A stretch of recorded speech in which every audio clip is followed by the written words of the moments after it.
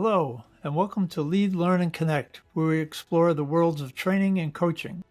I'm your host, Alan Krieger, and on our show, we explore not just the how of helping others grow, but the behind-the-scenes work of building a successful business, overcoming challenges, and staying connected to what's really important.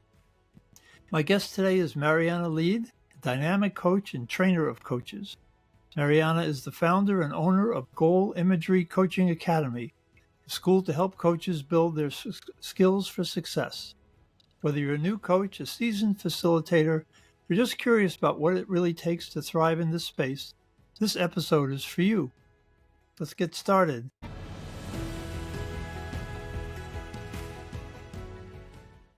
Welcome, Marianna. Thank you so much, Alan. It's great to have you. Let's jump right in with a question about the challenges that we face in this business. What was one of your biggest challenges and how did you address it? Well, I think that for every new coach, including me when I was starting out, the biggest challenge is where do I get my first client and then the second client, and how do I really build my business? And I think that, it's a twofold issue, really, because on one hand, if you don't have really good skills, you have nothing to sell. But if you have sales skills but if you have skills but you don't know how to sell, you're kind of still in the same boat.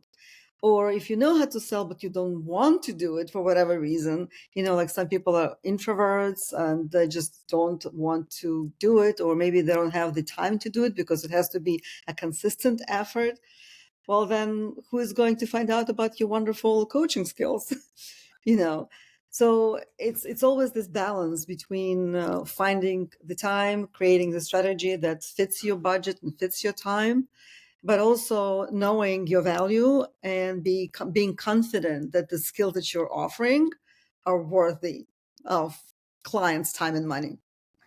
I know one of my challenges was learning to sell myself. I'm selling my services, my skills. And that took a while to get comfortable with making that kind of a pitch. In my school, the very first lesson, I have this exercise. I called it conversation with prospective clients, because all of the relationships start with a conversation. And the interesting thing about that exercise, because I thought about it for a long time, since I'm just like you, like I didn't really want to sell and, like you said, sell myself. And, there's you hear it constantly, put on your sales hat on and then and then put on your coaching hat on. And I'm like, forget about all that wardrobe, because because the really good salespeople, they're really good listeners. It's not how much they talk, it's how much they listen, so they could understand the need and then match that need. Right? And then I don't feel like I'm selling myself. Then I feel like I'm actually listening and responding directly to what that person humanly is in need for. And it just turns into a very natural conversation. And so from the very beginning, there's like a switch of consciousness from selling to just caring and listening and understanding, creating a conversation. Which is also, listening is obviously a key skill for coaches. What else would you say is a kind of the secret to coaching success besides being a good listener? Well, I mean, we can go through the whole list of core competencies, right? I've been doing it for so long. I do know them by heart. I think that what really makes a great coach is a great teacher. And it's a two-way street, right? It's you can be a great teacher, but if the student doesn't practice, doesn't do homework, then nothing happens. But if the student is very talented and dedicated and has a bad teacher, also nothing's going to happen, right? So it's just this partnership, this chemistry, and literally a likeness of each other. Like people have to like each other, have that chemistry, and want to be in the class and look forward to every lesson and enjoy it. and have fun with it. And then the learning actually sticks and it becomes exciting and it turns into a skill, and it turns into a high skill if you're learning from a master. So, do you see coaches as primarily teachers then in a kind of one-on-one situation? Coaches, teachers, what do you mean coaches as teachers?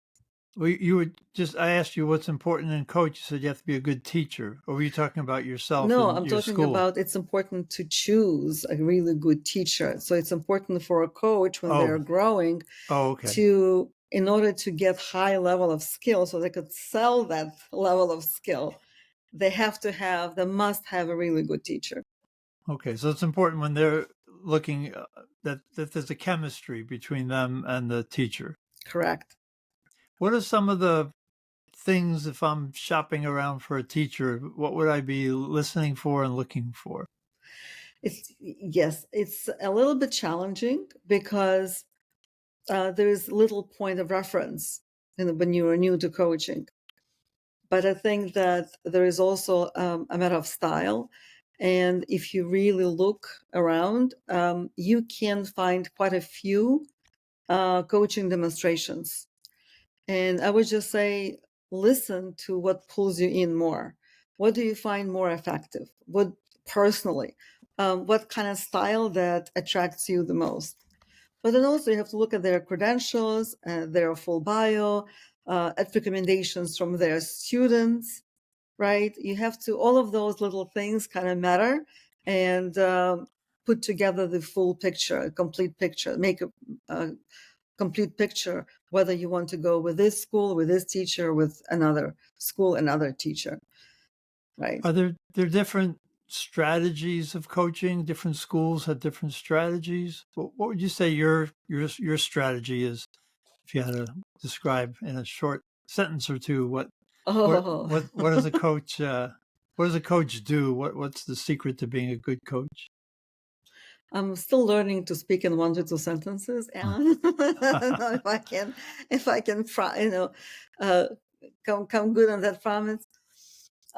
So I think that, I'm sorry, what was the question? What are the key skills or strategies that you teach coaches? Yes. What's the way to best approach coaching, being a coach? Yeah. So most schools really focus on either one or maybe two, three at the most niches, or they pick a specific philosophy. And I think that it's not really serving our profession to have this kind of a narrow look. Um, it prevents coaches from having clients based on their need, and it limits their clientele based on their offer, their niche.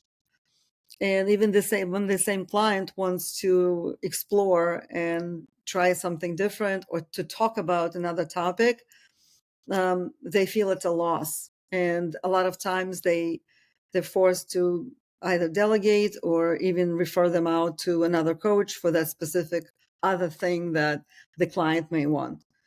And so I noticed that was a pattern in the coaching industry early on. And by the way, none of the other industries, like large industries, have that tendency. If you look at the accounting, like first you become a general accountant, then you can specialize. If you look at the legal field, the same thing, right? You have to pass bar exam, and then you can specialize if you want to. If you look at medical field, I mean, like any major HR, also become a generalist, and then you choose your specialty. But in coaching, it's very confusing because it's almost like people are forced to pick their niche before they even learn what coaching really is, before they are able to experience it and to understand what their pull is, right? Because, yeah, in my course that I created, I say my, but it's really, at this point, it's the school's course, right? But I created it a long time ago, and we do include all of the niches, all of the popular niches. We include all of the popular theoretical and philosophical approaches to coaching.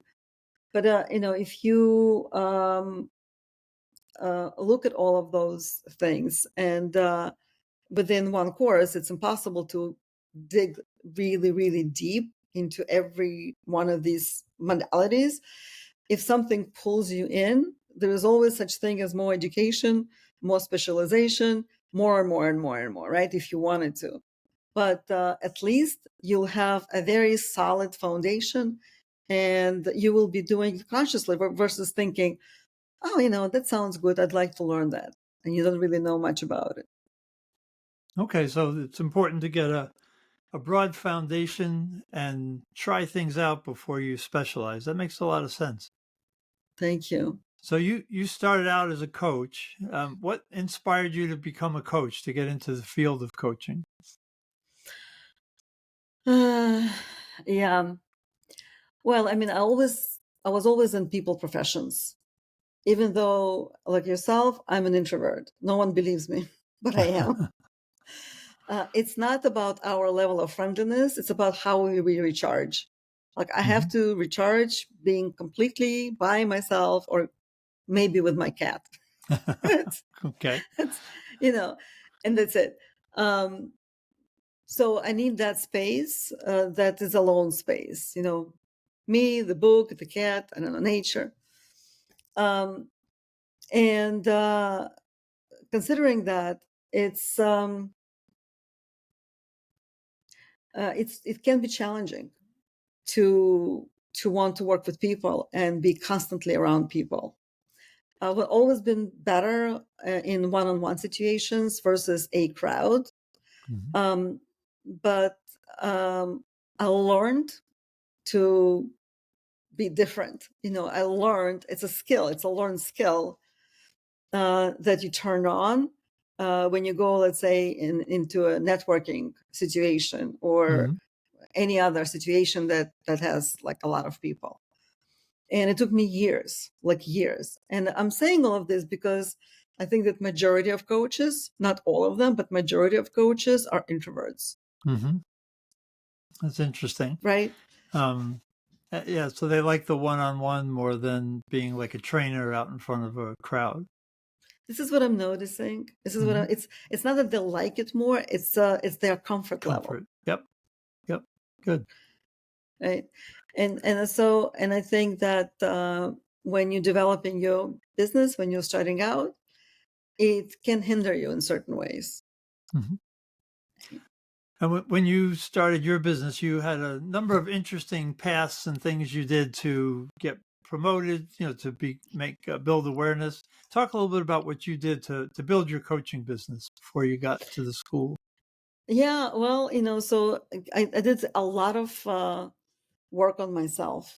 And so this pulling myself out of being, I don't even know, maybe even shy and introverted. I don't know, because if there was more than 2-3 people in the room, nobody knew that I wasn't even there. I'd just be completely invisible. And so from that, but at the same time, I've been always creative. So I was always around creative people and around creative arts. And so my first profession was acting, actually. And the paradox that many people don't realize is that a lot of actors are introverts. I know. I always thought that was very interesting. And I think how I explain that is that I think that a lot of actors are people watchers. Like they like to understand the psychology of a human being and observe and contemplate and then kind of become that person, right? Emulate that person. And so, and as coaches, we don't take it to that length, but it's similar in a way because we are studying human nature. And when we're listening to the client, we are trying to listen with all of our being. So a lot of it is about being an observer, being an active listener and an active observer. And so, but it's all introverted kind of stuff. And so I worked on myself to do things in public and got over a lot of whatever it is that I had in my head. And, once you do it a lot, eventually it's like no big deal. It just becomes whatever. It stops being a thing, because I think we make a thing out of it. That's another thing. Like we make a thing out of it, and it becomes even a bigger thing, right? So it just stops being anything that you're afraid of, or you're. So at this point, like wake me up in the middle of the night. I can talk about anything. I can get interviewed. I can get on TV. I can, whatever. I can lecture. It doesn't faze me. It doesn't bother me. But it took a lot of years to get to that point. And I'm saying this because it started by me going to their first meeting, chapter meeting in New York City. Mm-hmm. And that was my first introduction to ICF and to coaching. And there were a lot of people there. It's New York City. And so if I wouldn't be prepared, no one would even heard of me or anything. I'd just be sitting in the back somewhere in the corner. And that would be the end of it. So actually on that topic, opportunity will come, but you have to be ready for it and you have to act upon it, right? So I'm sure that with new coaches, as you're building your business, there are going to be a lot of opportunities. You just have to be able to meet them the right way and respond to them the right way. So at the end of that meeting, I went right to the people who were like at the head of it and said, how can I be of service? I want to get involved. Let me know what you need, how I can help. I'm here to stay.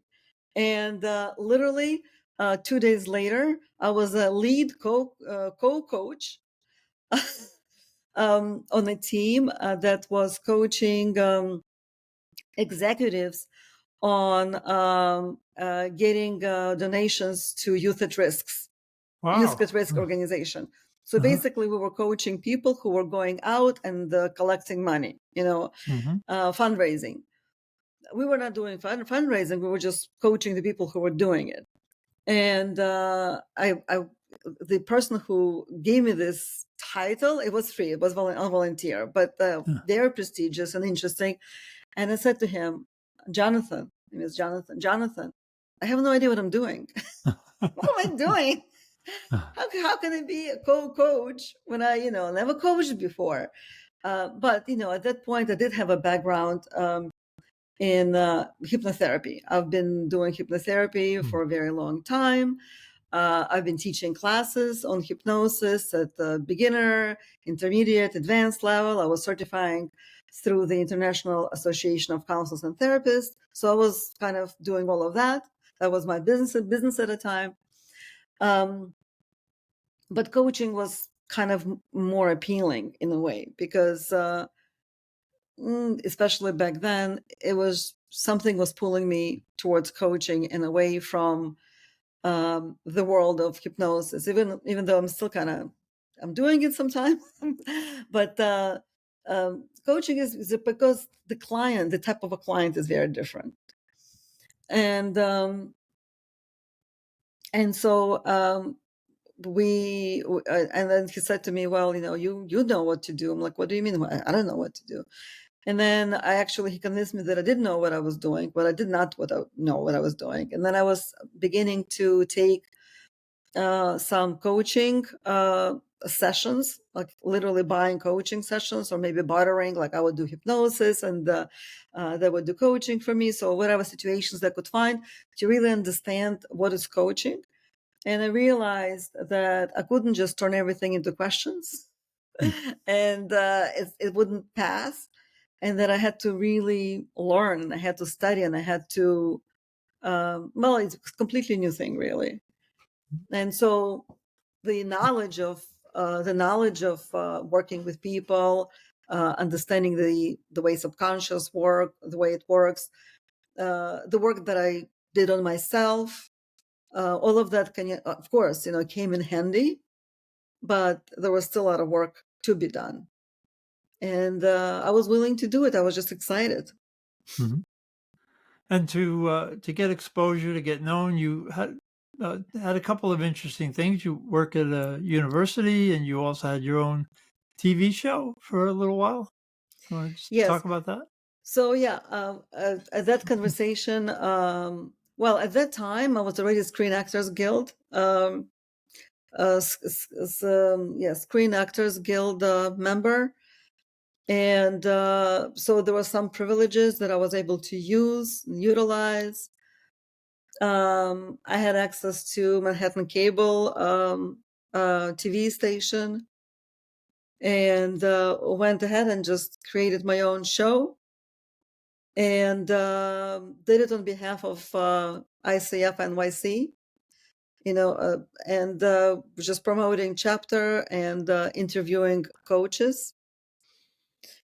And at that time, I was on the board of directors for about 7 years. So, and I was doing a lot of things. Like I had friends in theater. Yakov Smirnov, a known comic. He started as a stand-up and became an actor.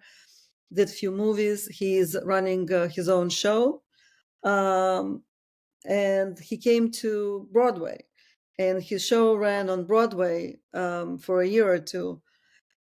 And I knew it because he was my client, and I said, "Hey, Yakov, how about throwing me a few tickets for free, for my chapter?" And he's like, "I'll do better than that. Why don't we do something after my show? And we'll do a presentation for coaches." And I'm like, "Well, great." And so he gave me 400 tickets. Wow. Russians are generous, what can I say? He gave me 400 tickets. And we had a show after the show specifically for coaches and psychologists. We were also working with SHRM. We were working with other organizations to collaborate and to expand our network as a chapter. And so it was completely filled up, and it was really great. And after that, everyone knew who I was. Like I didn't have to introduce myself at all. Uh-huh. And speaking about being an introvert, it really helped, because it's easier when someone says, "Oh, hi, Alan. How are you?" Then you can just get into conversation versus saying, "Hi, I'm Alan. I'm this and breaking this and that," right? Yep. Right. Yep. So it's different when you're just responding and everyone's like, "Oh, here she is. Here she is." So that kind of completely elevated my status very, very quickly. It was just like, it was an exciting time of my life. Was I making any money? No. But I was doing a lot of things. I was probably every single night, I would travel from Brooklyn, where I used to live, to Manhattan. And so just think about that. That's about 1 hour train ride one way. And I had a little kid at home, being a single mom at the time, and just really trying to network. And every night was either a TV show or a special interest group meeting or a board meeting, or something was happening. And most of it was for free, like volunteer basis. And so, but I've established a lot of connections. And as a matter of fact, my job at NYU came in through the chapter. Some of the opportunities came in through the chapter because I was the president. Like I was VP, and then I was the president, right? So a lot of opportunities came in. And again, it's like, do you grab it or you don't grab it? So I would say yes, and then we'll see what happens. I'll say yes and see what happens next. So it sounds like your primary strategy was networking, getting involved with people, getting part of the coaching community, getting known, and then things came your way through that process.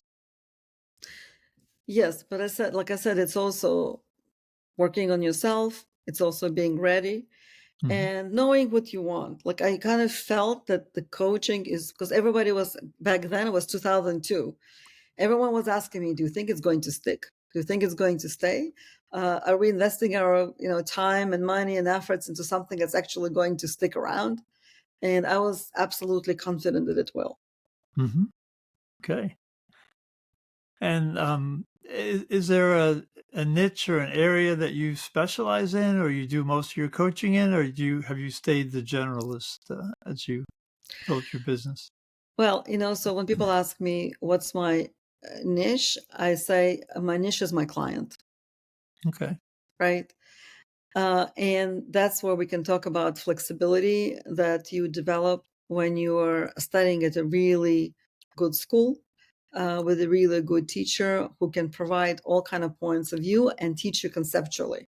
Conceptually meaning teaching you principles that could be applied regardless of what topic your client is bringing.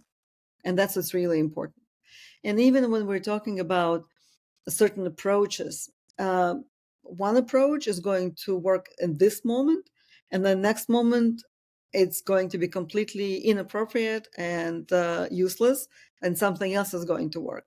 So, like for instance, if a client says, I need to make this decision, and if decision is really deep and it's really emotional and the emotions are flying around and it's preventing the emotions are preventing them from making a clear choice, then maybe I'm going to say, well, how about what would it look like if you were to pretend that your emotions are just locked in the closet for just 5 seconds?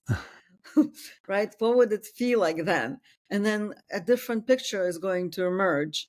But at the same time, someone is not connected to the feelings, and the decisions come only from right hemisphere, not like only logical. Left hemisphere, and very logical. Um, then the question could be, and I'm wondering, what does your heart say about this, right? How do you feel about that, right? So there's a time to bring in feelings. There's a time to bring in thinking. There's a time to bring in logic.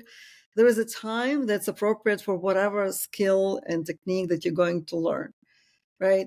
And you have to have it in your toolbox, because if you only have one, then you're limiting yourself and you're limiting your clients.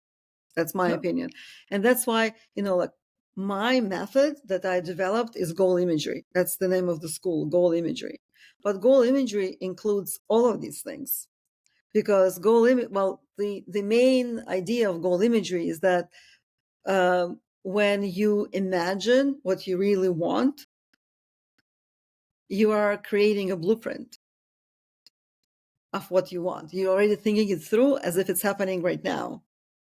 And if you can feel it, smell it, experience it with your senses as much as possible, then you are creating completely new set of neuron connections, right? You are creating, you're literally transporting yourself into the future, or transporting the future into the present moment. And number one fear is the fear of unknown. And you're taking it away because it doesn't feel like an unknown thing anymore. You're experiencing it now. So if you're experiencing it now, then all you have to do is just walk the walk. Take your next step, and then the next step, and then the next step. Oh, I like But the that. trick, Go ahead. to this method, the trick is that you can't just logically think it out. You have to be emotionally engaged. It Mm-hmm. has to mean something to you, and you have to really be excited and positive, and only then, and it can't be faked, right? It can't be like, oh yeah, I think that I want this. It would be nice to have a car. Let's think about that. It has nothing to do with material possessions, even though they will come as a byproduct, right? But it has to be something that has a tremendous meaning to you, that gets you really excited, that you identify with at the core of your being. And there are a lot of exercises. And again, when we talk about exercises and approaches and type of questions that the coach asks, we're going to use all of those other methods, right? We're going to use emotional intelligence. We're going to use positive psychology. We're going to use neuroscience. And we're going to use all kind of things that are going to help our clients to make that connection. Wow. Yes. So you've painted a really good picture of what it takes to be a coach, and what, and then to own that image for yourself. Each person needs to kind of find their own way, and but by imagining it and owning it and living in it, and you take the fear out of it. That makes a lot of great sense. So that's about all the time we have today, but thank you so much, Marianna.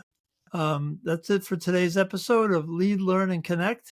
A huge thank you to Marianna Lead from the Goal Imagery Coaching Academy for sharing such helpful, practical, and inspiring insights.